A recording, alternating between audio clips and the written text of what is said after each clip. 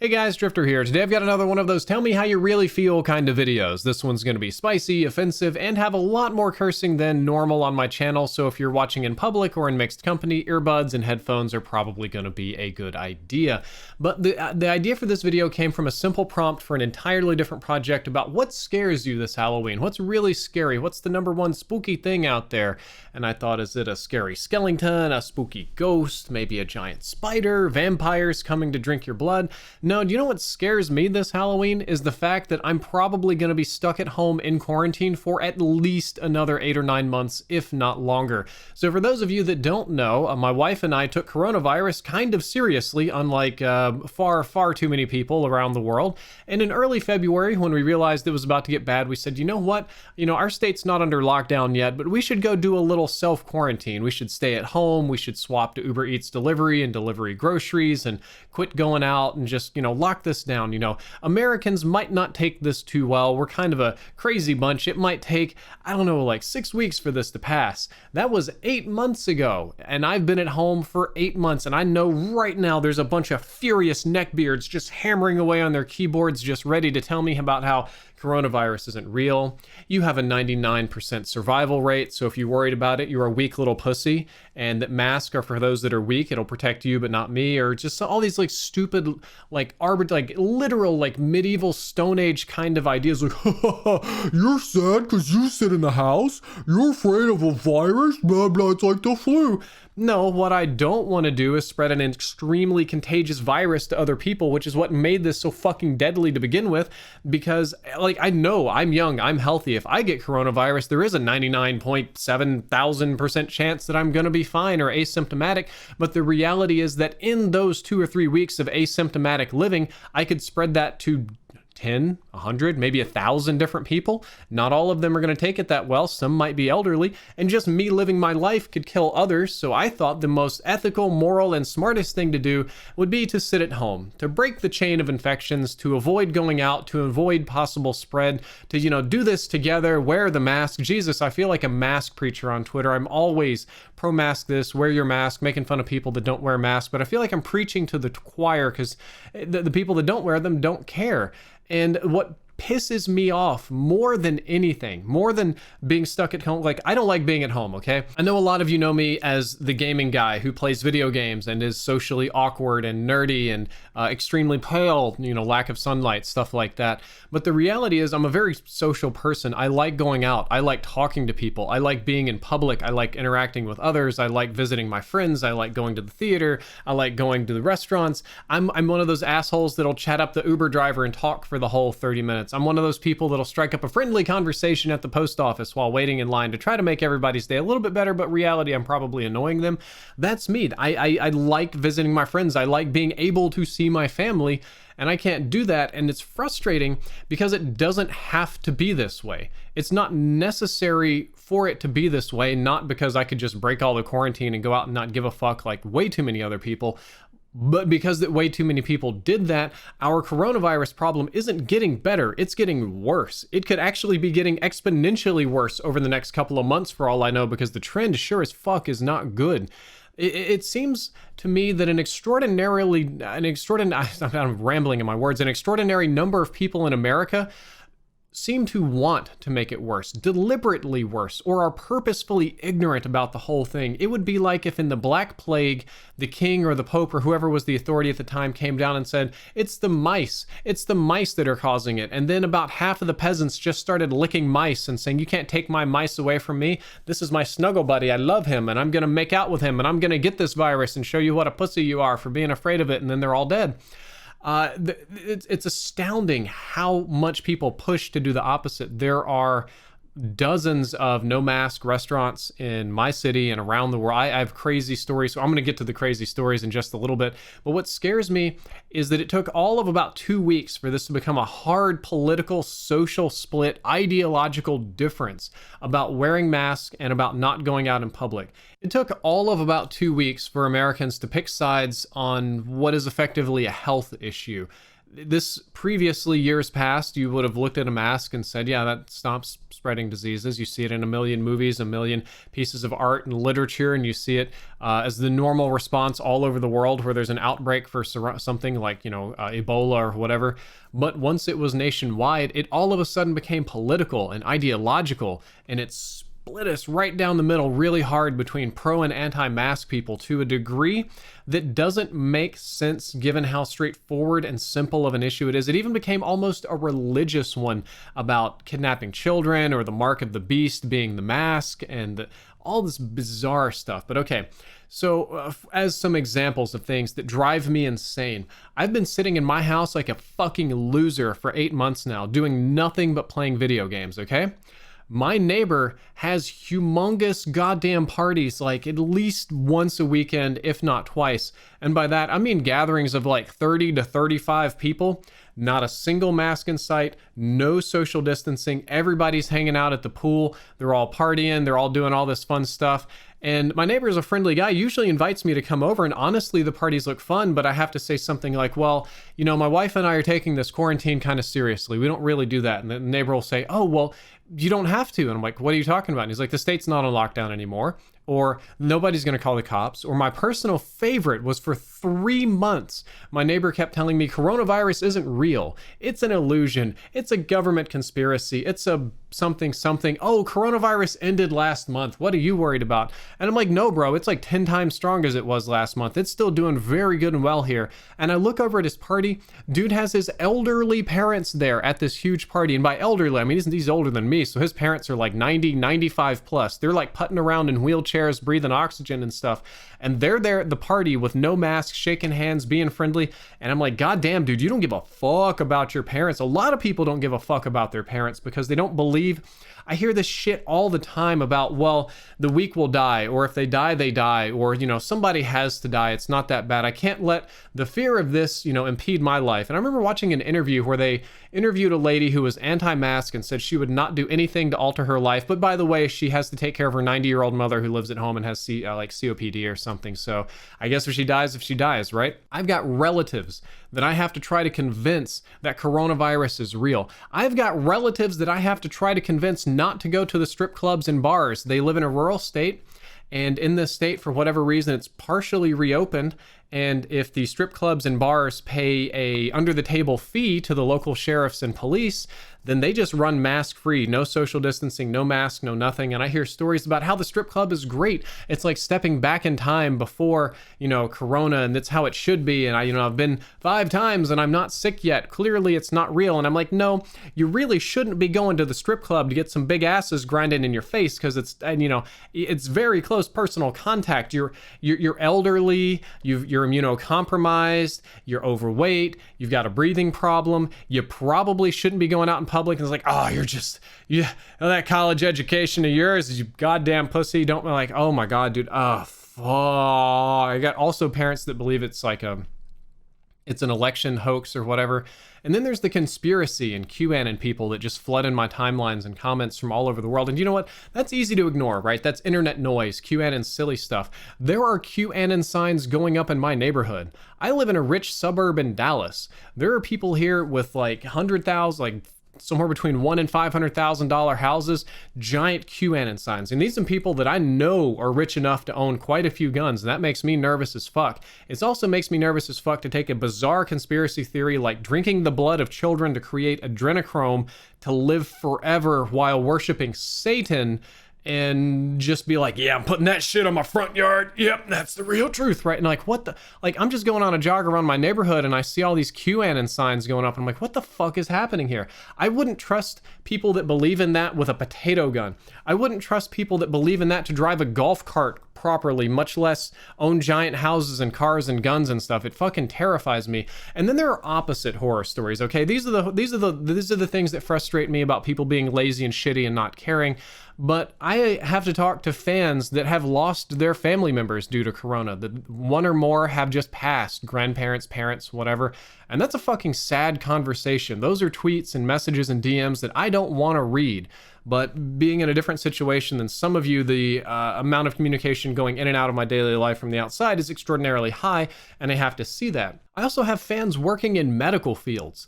My God, you should hear the stories they tell. And we're not, I mean, there's a limit to that because of HIPAA or whatever, but I've heard and got DMs and messages about overflowing hospitals, about lack of protections, about cutting pay so they can afford to keep the place running somehow because coronavirus patients don't make enough money. And then there's the thing about hospitals getting subsidies for coronavirus patients, but it's not going down to the doctors and nurses. No PPE. I think I mentioned that.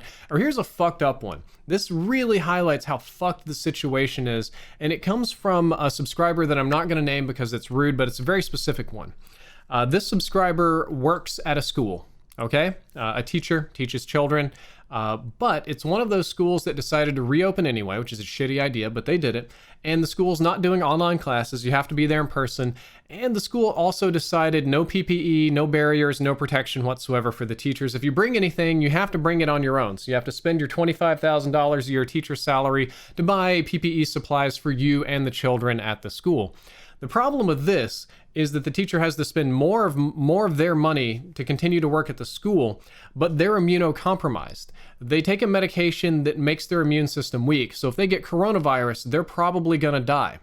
The other thing is that their husband takes a different medication that also makes them immunocompromised. So they could kill themselves and their husband just by doing their job. And the other choice is to just quit and not work and not eat and not have a place to live. You can't go get unemployment benefits in that state because the benefits are backed up for months and months and months, like a 6-month waiting list sometimes. So they're stuck in this horrible position of going to work a relatively low-paying job in a school where you have to spend more of your money to buy protection, where there are no safety protocols or policies whatsoever put in place to risk killing yourself and your husband just in order to get by and live. And that's fucked. That is righteously fucked. And there's a lot of you out there, a lot of Americans and people around the world in the exact same kind of situation. There is no financial security for anybody.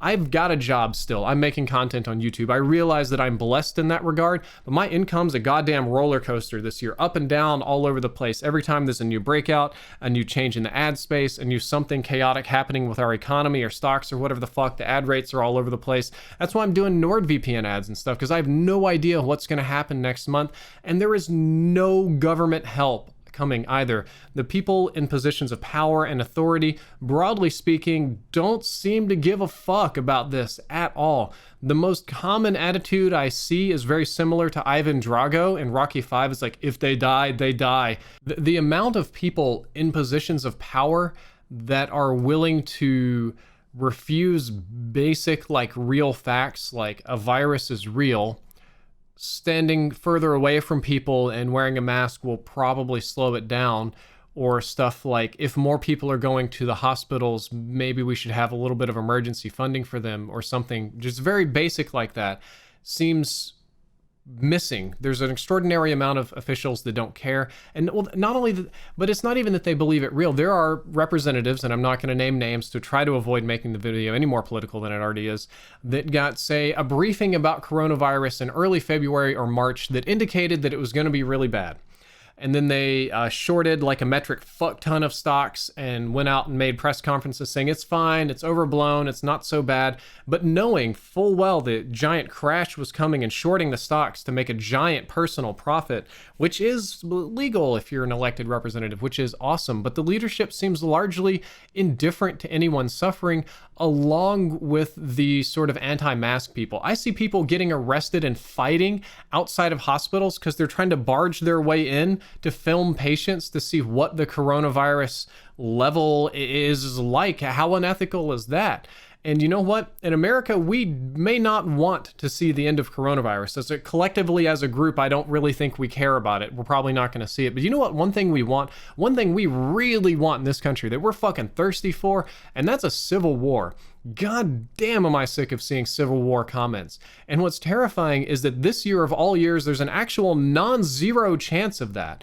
Every year since I was a little kid, there's always been dumb rednecks and blowhards and, little tree huggers and whatever that would just say, oh, if so-and-so gets elected, or if this happens, there's going to be a civil war. There's going to be consequences. I'm a big man and I'm going to do something about it. And every year since the beginning of, at least as long as I've been in America, that's been pure bullshit from whoever's saying it. This year in 2020, that's actually kind of not a bullshit thing. That's a really real thing. There was a plot to kidnap and execute a governor of a state because of this type of civil war ideology that's going on. I don't think it's really likely, to be honest with you. I don't think we're really gonna like see some like widespread chaos, but there's a chance. The chance should be zero. It's not zero, and that should be alarm bells for everybody. And this comes from extraordinarily, like a tremendous amount of polarization in media, which leads to distrust of other Americans and ultimately dehumanization, which is something that I see a lot, and it's something that I try to rail against here on this channel. This channel is all about education and critical thinking, and when we've skipped all of these steps and we're already at the dehumanization phase, I start getting really worried. There are far too many of my fans and people that I interact with on a daily basis and see, and family members and relatives and friends that genuinely believe that whoever holds an opposite political or ideological or maybe sometimes religious value of them is evil. And I don't mean bad. I don't mean different. I don't mean I don't really want to associate with those people. I mean a sort of weird... I don't know, like how the Nazis worked on to make the Jews look like monsters. They sort of imagine their political enemies as gremlins that wake up in the morning and rub their grubby little hands together and try to find ways to ruin other people's lives in other states and other whatever. And that's not true. I think almost you've got to know that's not true. Anybody who's walked down the street knows that not everybody who doesn't share your opinion is evil. I'm not going to, I mean, we're already way past the point of no return. Most of you know I'm a left-leaning independent. I'm pretty blue this year. Blue as the sky. Well, fuck it. I'll just say I'm a Democrat this year, right? That doesn't mean that I wake up in the morning assuming that every single person who votes red or has a conservative belief is literally Satan, that they're all a bunch of brainwashed cultists out there just ready to execute babies or whatever the fuck. I don't think that they're planning to blow up California and make it fall off of the map, no matter how many times I hear those comments, because that's not real. But the problem is that there are a ton of people that have the same beliefs that I do politically, or opposite beliefs, that believe that the group opposite of them is literally evil and planning the destruction of America, and you can do anything to them to justify it, anything at all. And I also see fans coming in to talk about this on streams that idealize the Boog or militia movements. For those of you that are unfamiliar with these, they're mostly right-wing movements that believe that civil war is inevitable, and if we get it over now, we'll build a better nation later. But the core tenet is that a civil war is coming and that they're going to prepare for it, right? They're ready for that civil war. And the people that are into this, that idealize it, that make little jokes about it in my streams and chats and stuff, seem to think that it's going to be fun. They seem to think that it's going to be entertaining. They're like, yeah, man, just hanging out with my bros, got a Hawaiian shirt and a beer, we're ready to go. I mean, there are people that know it's going to be violent but necessary, or they kind of have this fantasy in their head that it's going to be like The Purge, perhaps, like one night of just balls out, like crazy fun, like a PG-13 purge. I don't know, like a Rick and Morty one. Fuck if I know. But the reality of the situation is that if there's large-scale unrest in the United States, or these movements get more advanced, any movement, I don't really care what it is, and we start turning on each other, it's not going to be like the 1860s Civil War that had a geographic split where you could just march at each other if you felt like it. It's going to be a block-by-block, neighbor-by-neighbor execution. It's going to be people spraying at houses with different political signs. It's going to be a massacre in the suburbs and in the city. It's going to be... you know what? And what also is going to happen? It's kind of like at the protests, right? You know, people want to protest peacefully, and then there's some anarchists and some shitheads that come out there just to stir up trouble. It's going to be that. There are going to be people that have just been wanting to murder people for years and be like, this is the perfect night. I'm just going to go find somebody. And I don't know, I think it's going to be a fucking actual bloodbath nightmare if that happens. And what terrifies me is that it's an astonishing amount of the people I talk to online idealize that. They seem to think it's going to be a good thing, or that it's going to be fun. And it's not. And pretty much all the news that I'm getting this year is bad. The US election stuff is pure nightmare fuel from any direction you want to look at it. We got a doomsday glacier melting. We got California, the rainforest, and Siberia on fire all at the same time. To the best of my knowledge, the rainforest might be past the point of no return. Siberia's never caught on fire, and California looks so ridiculous. People drove drones around downtown San Francisco, and it literally looked like Blade Runner 2077. There are mass protests and and riots and civil unrest and shit around the world, not just here in the US, on truly unprecedented scales. And just like a little cherry on top of that, we've got those terror attacks in France that are probably going to be getting worse.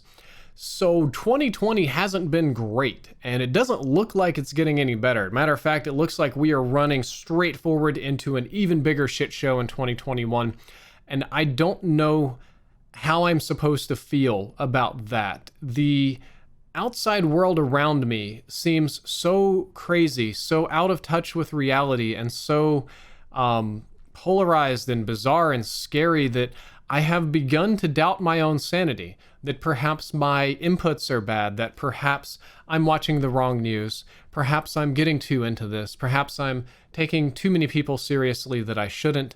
But then when I ask around and look around and I talk to other reasonable people, like I reached out to a person that I consider to be very reasonable and asked them for a reality check about how their year is going. Is this really that bad? Do I need to worry about this? And they're like, I just bought a 250 round drum mag for my AK and I'm loading it up and getting ready for election night. And I'm like, wait, what? You're like the calmest person I know. And they're like, no, well, this could be bad this year. I'm like, well, fuck me, I guess. That's not scary at all. And a lot of my friends are that. I think a lot of you guys are that way too. And it's bad. It's bad for my mental health. It's horrific. I spend every day wondering what the next nightmare is going to be coming. And one of the few things that keeps me going through these hard times, through this year, one of the few motivating things is actually all of you watching these videos. My content helps entertain you and it helps make your day better. At least many of you say that, you'll say it on stream, like, thank God you're streaming. I was having a rough day. This makes me feel better. Glad you uploaded, something like that. And that's kind of good. It's crazy for me because I'm wanting to do things that make the world better. That's what I've primarily tried to do here on my YouTube channel. We have a big focus on education and critical thinking and, outside the box kind of stuff. It's just general like tool sets that you can use for critical thinking. And maybe I'm not making the world better by sitting at home. Maybe I can't fix all of these problems in the world that concern me so greatly. But what I can do is I can make good YouTube content and gaming content that will help thousands of people feel better, even if it's just a distraction, even if it's literally the most base form of amusement. It at least allows you to relax somewhat and for your brains to think more clearly afterwards and hopefully make better decisions to fix the world. But at least we're adding a little bit of positivity out there. And that's a good feeling. It's a good feeling to know that something I'm doing is valuable, something I'm doing is good and helpful, because right now I feel like 2020 is a broken roller coaster and I am just being flung straight toward that part of the track that doesn't touch the other track, and I don't know where we're gonna land. It's been a wild year, and I hope that it gets better, but I don't think it will, and I want you to all hold on to your asses, and I'll see you in 2021. Drifter out.